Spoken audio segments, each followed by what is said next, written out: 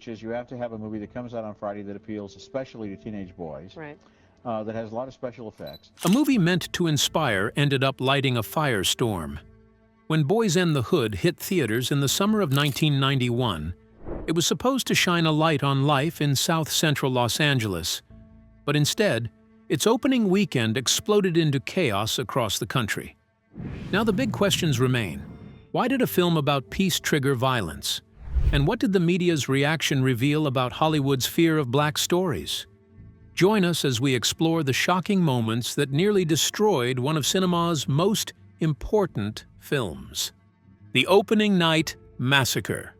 On July 12, 1991, Boyz N the Hood opened in 829 theaters across the United States, and Columbia Pictures executives were hopeful that the film would find its audience. The movie had already impressed critics at the Cannes Film Festival, earning standing ovations and praise for its unflinching look at life in South Central Los Angeles. But as the sun set on that Friday evening and the first screenings began, something terrible started to happen.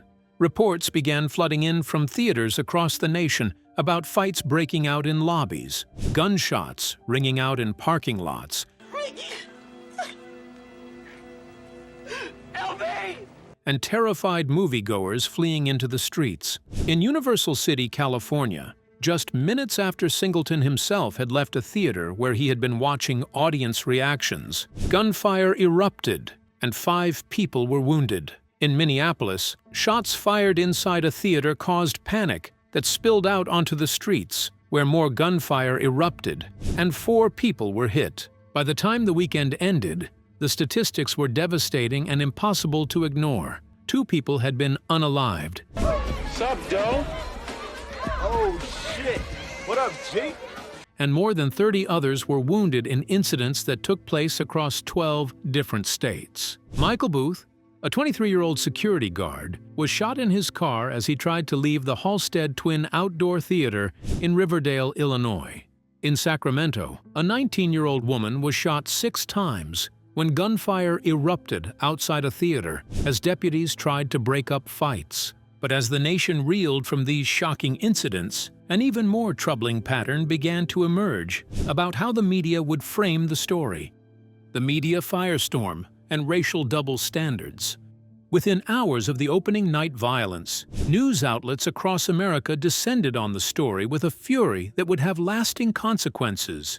Headlines talked about the dangers of gang films and questioned whether movies like Boyz N the Hood were responsible for inciting violence among their audiences. Television news broadcasts showed dramatic footage of police presence at theaters, metal detectors being installed, and frightened moviegoers describing scenes of chaos and terror. What made this coverage particularly troubling was the contrast with how violence at other films was treated, or more accurately, how it was ignored completely. Film critic Roger Ebert was one of the first to point out this glaring inconsistency, noting that violence occurred regularly at theaters showing all kinds of movies, but the media only seemed interested in making connections when the film featured black characters and black themes. Nobody questioned whether violent westerns or action films starring Arnold Schwarzenegger or Sylvester Stallone were responsible when fights broke out at their screenings. The coverage showed something deeper and more insidious about American culture in 1991. As Dr. Todd Boyd, the things about the person who may have created something that are unpleasant. a professor who studies race and popular culture at USC, would later explain, there was a long-standing fear in American society that black audiences could not separate on-screen action from real life. This prejudice had roots going back to the early days of cinema, when footage of boxer Jack Johnson defeating white opponents was banned because authorities feared it would encourage black people to challenge the racial hierarchy. Meanwhile, Singleton found himself in the impossible position of having to defend his film's very existence, while the controversy threatened to bury its message. John Singleton's heartbreaking defense. At just 23 years old, John Singleton should have been celebrating the greatest achievement of his young life. Instead, he found himself standing at a press conference in Columbia Pictures' headquarters in Culver City, California, forced to defend his film against accusations that it had somehow caused the violence that marred its opening weekend. The young director's voice trembled with emotion as he addressed the assembled reporters, and his words cut straight to the heart of the matter. "My heart goes out to the families of the people that were hurt last night," Singleton began. His grief and frustration were obvious to everyone in the room. But then he said something that would become one of the most quoted statements in the entire controversy. How cocaine changed Los Angeles and then the world. That's what it's about, really. And it challenged America to look beyond the easy answers and face uncomfortable truths about systemic problems. Singleton went on to explain what he saw as the real issues at play, pointing to a society that fostered illiteracy, refused to feed its young, and preferred to build correctional facilities instead of investing in education and opportunity. His defense was not just about his film, but about the communities he had grown up in, and the stories that Hollywood had ignored for far too long. Now, people were just... a lot of people see... There are people who lived through this and people who... He rejected completely the notion that his movie, which ended with the words, "Increase the peace," and showed the devastating consequences of gang violence, could be held responsible for real-world brutality. But even while director John Singleton was busy defending his movie, theater owners across the United States were making choices that would shake up the entire film industry. Some theaters decided to cancel showings, while others added strict security rules that made going to the movies feel tense and uncomfortable. Theaters pull the film and install metal detectors. In the immediate aftermath of opening weekend, panic spread through the theater industry like wildfire, and owners faced an impossible choice between profit and perceived safety. At least 4 theaters in the Chicago area canceled all future screenings of Boyz N the Hood, and similar cancellations spread to locations in other states. The Halstead Twin Outdoor Theater in Riverdale, where Michael Booth had been murdered, shut down screenings indefinitely, and other venues followed suit. The theaters that decided to keep showing the movie put in very strict security rules, almost as if the people coming to watch were criminals. Metal detectors were set up at the doors, and theater chains hired off-duty police officers to walk around the lobbies and parking lots. Some theaters even added security before the movie was released because managers said they expected problems. This showed how much racial prejudice had shaped the way people judged the film. She ain't like that with Rick, though.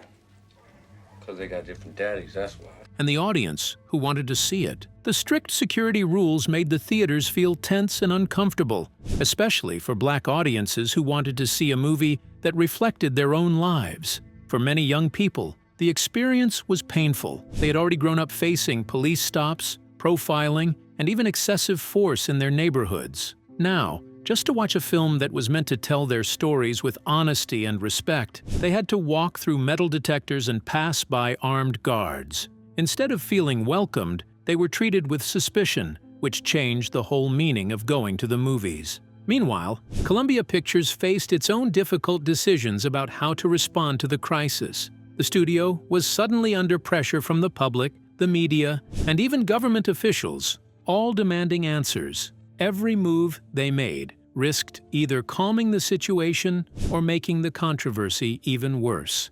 Columbia Pictures refuses to pull the film nationwide.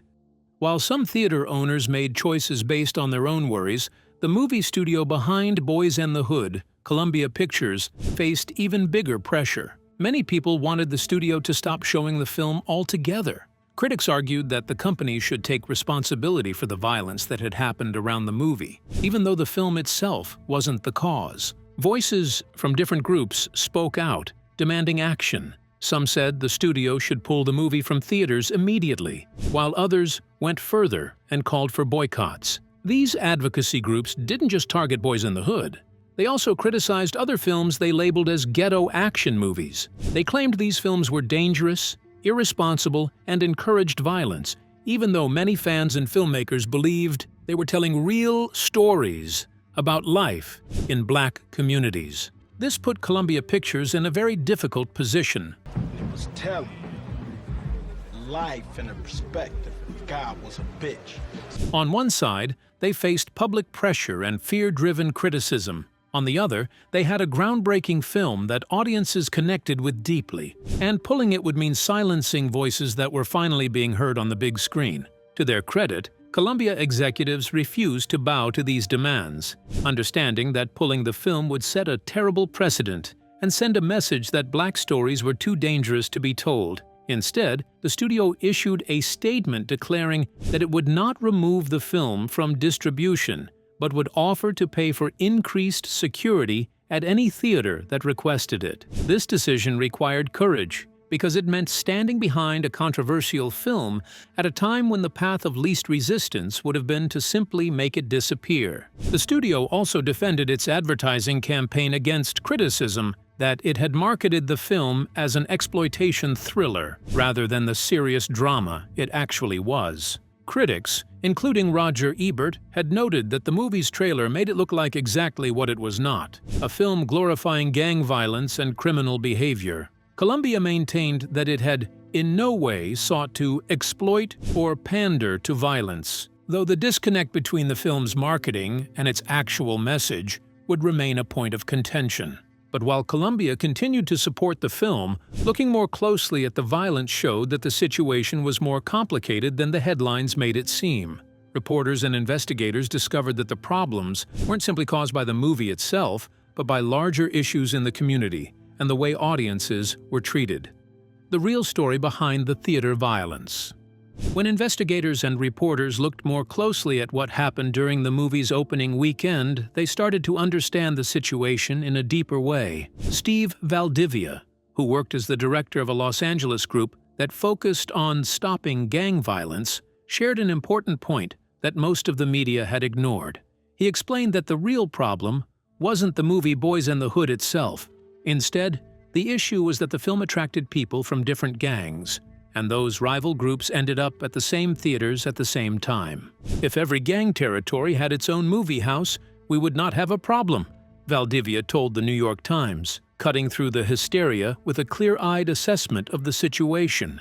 Gang members had decided not only what clothes to wear to the theater, but also what weapons to bring along because they knew they might encounter rivals from opposing neighborhoods.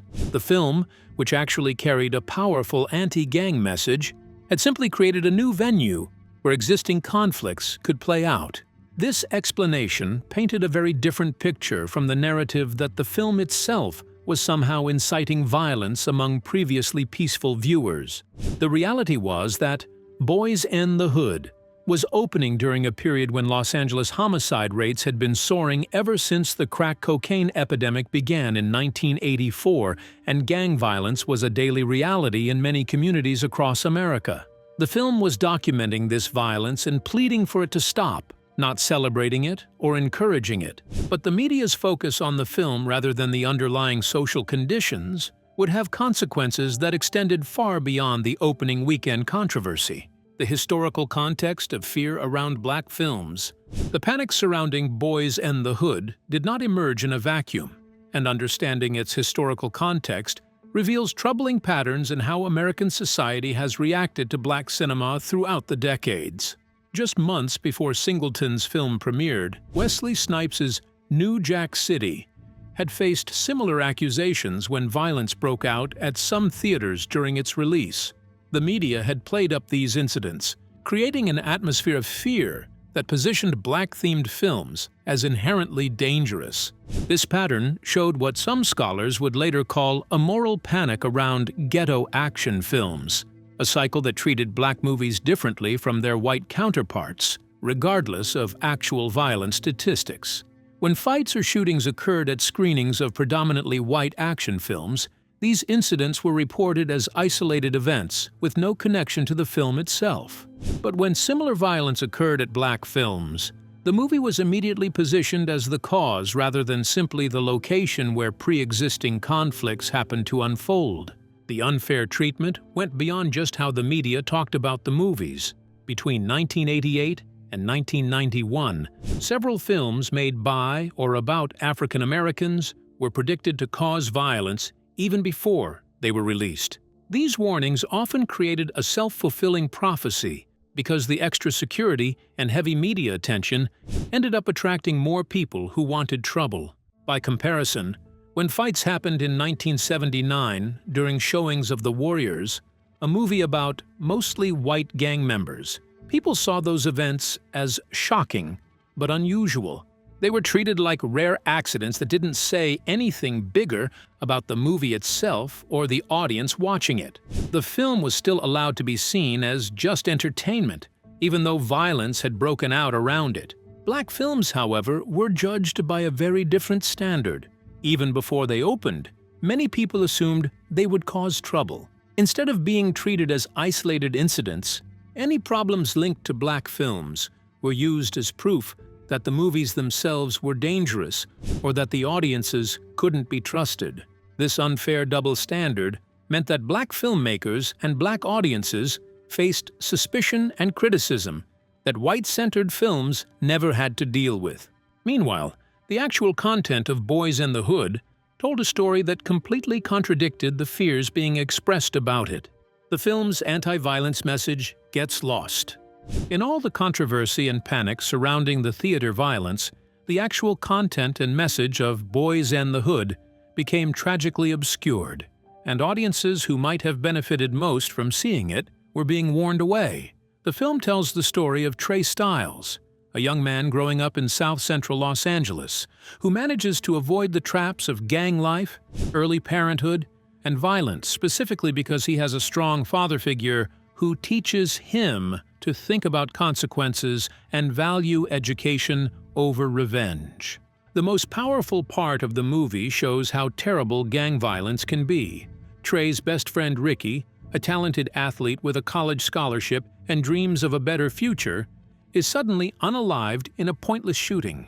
After Ricky's unfortunate incident, Trey feels the strong urge to get revenge, but he stops himself. He realizes that fighting back with more violence would only continue the same cycle that had already destroyed so many lives. The movie ends with a chilling fact. 1 out of every 21 African-American males will be unalived. It closes with a message asking people to increase the peace, reminding viewers that change is needed to break the cycle of violence. Furious Styles, Trey's father, played powerfully by Lawrence Fishburne, delivers speeches throughout the film about how gentrification and systemic racism trap black communities in cycles of poverty and violence. These moments were not celebrating gang culture or encouraging criminal behavior, but rather analyzing the social conditions that created these problems in the first place. The film was doing exactly what Singleton intended, making audiences feel something for these communities and understand that change required addressing root causes rather than simply policing symptoms. But as the controversy raged on, another voice emerged to defend the film and point out the absurdity of blaming art for society's failures. Roger Ebert and the critics fight back. Roger Ebert, one of the most respected film critics in America, used his platform to push back against the narrative that Boyz N the Hood was somehow responsible for the violence that occurred at theaters showing it. In a passionate column titled "Don't Blame Boys for Off-Screen Violence," Ebert systematically dismantled the logic behind the accusations and exposed the racial double standard at the heart of the controversy. Ebert pointed out that the majority of Boyz screenings had been completely peaceful, and that focusing on the handful of incidents at 20 of the 900 theaters showing the film created a misleading impression of widespread chaos. He noted that reports of metal detectors confiscating 2 handguns from 2,400 people at one theater were being treated as proof of the film's danger, when in reality, those numbers should prompt questions about America's gun culture rather than Singleton's movie. He challenged readers to imagine what would happen if metal detectors were installed at screenings of Terminator 2, Judgment Day, or other violent films aimed at white audiences. Most damning of all, Ebert exposed how the media had misreported some incidents to fit the narrative they wanted to tell.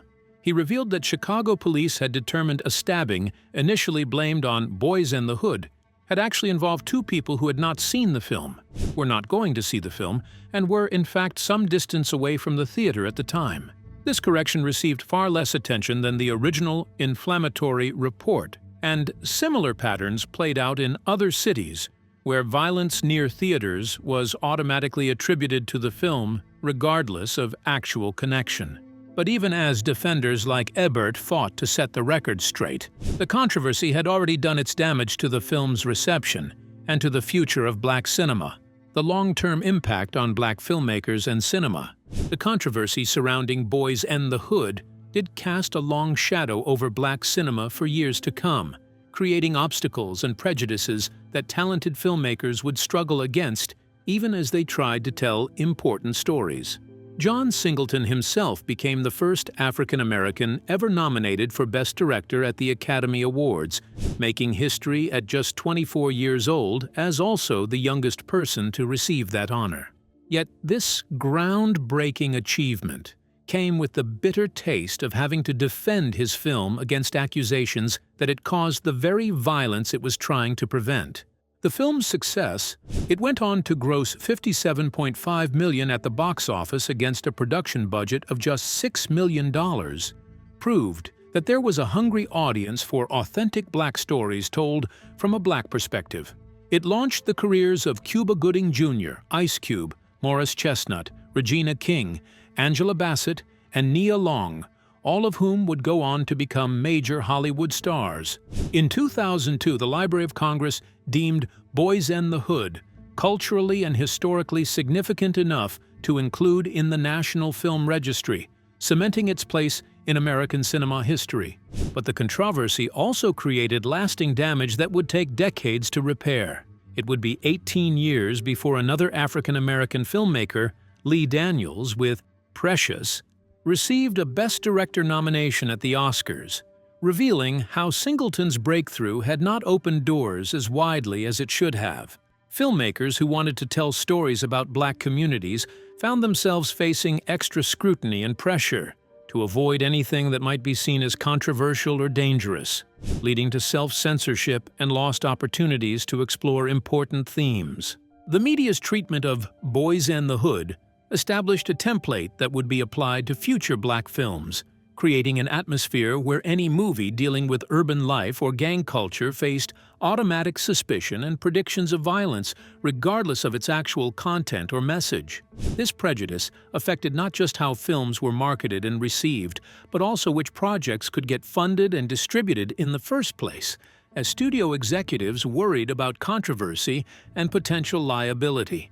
In recent years, as Singleton reflected on his career before his tragic death from a stroke in 2019, at just 51 years old, he expressed frustration with how Hollywood had limited what he could accomplish. Despite his groundbreaking first film, he found the studio system increasingly unwilling to support the kinds of personal, socially conscious stories he wanted to tell, pushing him eventually toward television, where he created Snowfall, a series that returned to themes from Boyz N the Hood about how systemic problems created violence in black communities. Which moment from this controversy shocked you the most? Do you think the media treated Boyz N the Hood fairly, or did racial prejudice shape the coverage in ways that are still affecting black cinema today? Share your thoughts with us in the comments section. Remember to like, share, and subscribe for more. Also, click the next video showing on your screen. You will enjoy it.